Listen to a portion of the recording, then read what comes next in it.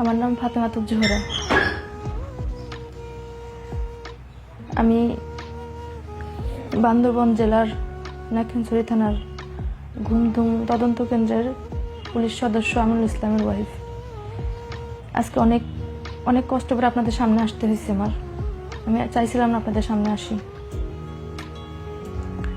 আল্লাহ পাকের কাছে চাইছিলাম যে যাই হোক, যত যাই হোক, আমি কারোর সামনে এই কথাগুলো বলবো না, কিন্তু আজকে আমার আর দেয়ালে পিঠ ঠেকে গেছে। অনেক চেষ্টা করছি এই সম্পর্কটা বাঁচায় রাখার বা নিজে একটু ভালো থাকার।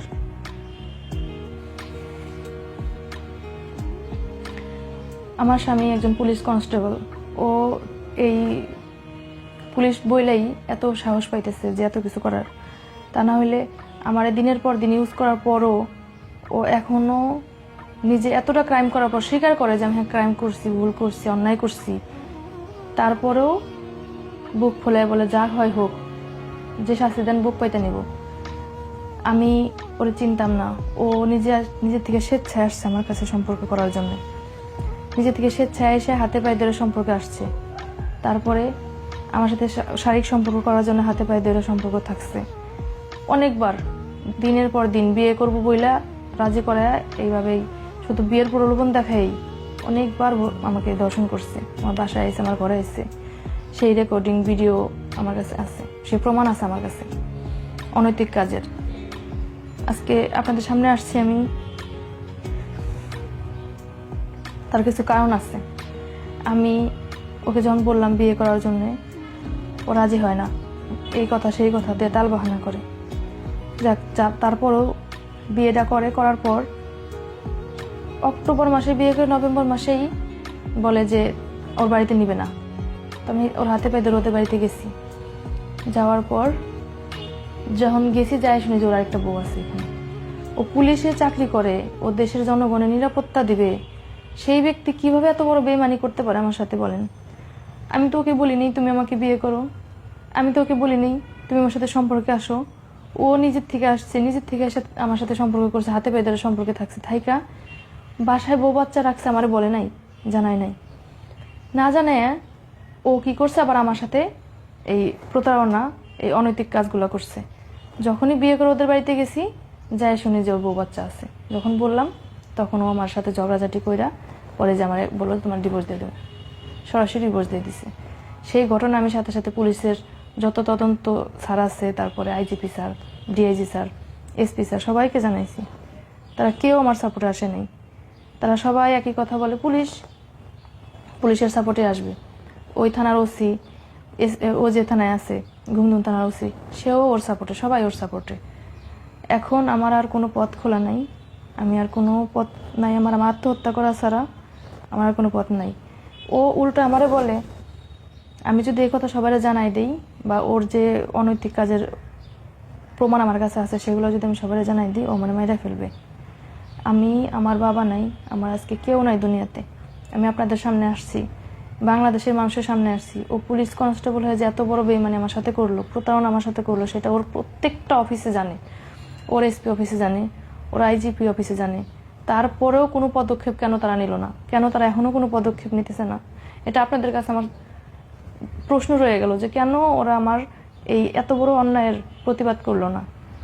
দিনের পর দিন আমার সাথে এই অনৈতিক কাজগুলো করছে, সেই প্রমাণ আছে বলে আমার বলতেছে যে আমি যদি এগুলো জানাই দিই আমার মেরে ফেলবে, আমার মায়েরে মেরে ফেলবে, আমার ভাইরে মেরে ফেলবে, ওর অমুক থানার ওসি আছে পরিচিত, অমুক মামলায় ঢুকাই দিব, নাম ঢুকাই দিব, দিয়ে আমার বাইরে মেরে ফেলবো, আমার বোনের মেরে ফেলবো, এরকম বলতেছে। ইভেন আমারে মেরে ফেলার জন্য বলছে তোরও মেরে ফেলবো, তুই এদিকে আসলেই হয়েছে, তোরে মেরে ফেলবো। আমি তাহলে কোথায় যাবো? আমার তো কেউ নাই এই দুনিয়াতে। আমি শুধু আপনাদের কাছে, সারা বাংলাদেশের মানুষের কাছে সাহায্য চাই। আপনারা আমাকে সাহায্য করেন, আমাকে একটা সঠিক বিচার দেন। আমার যাওয়ার মতো কেউ নাই, বলার মতো কেউ নাই, চাওয়ার মতো কিছুই নাই, শুধু এতটুকু চাই, একটা সঠিক বিচার চাই। ওর অনেক অনৈতিক কাজের প্রমাণ আমার কাছে আছে, আমার কাছে মেসেজের চ্যাটিং আছে, ভিডিও আছে, অডিও আছে, সেগুলো আমি আপনাদের দিব। সেই কারণেই আমার ভয় দেখাইতেছে মেরে ফেলার। আমার আর কোনো পথ নাই, আমি আপনাদের কাছে জানাই গেলাম, কারণ আমার যে কোনো মুহূর্তে মেরে ফেলবে, কখন মেরে ফেলবে তার ঠিক নেই। কারণ ওর কাছে ক্ষমতা আছে, ওর কাছে পুলিশ প্রশাসন আছে, ও নিজেই পুলিশের সদস্য।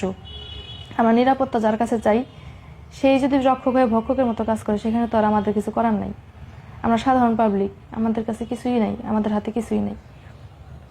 তো আমি আপনাদের সবার কাছে, বান্দরবনের প্রত্যেকটা মানুষের কাছে, প্রত্যেকটা প্রশাসনের কাছে আমি বিচার চাই, আমি সাহায্য চাই। আপনারা আমাকে সাহায্য করেন। আমার কেউ নাই, কিছু বলার নাই, কিছু করার নাই, আপনারা আমাকে সাহায্য করেন।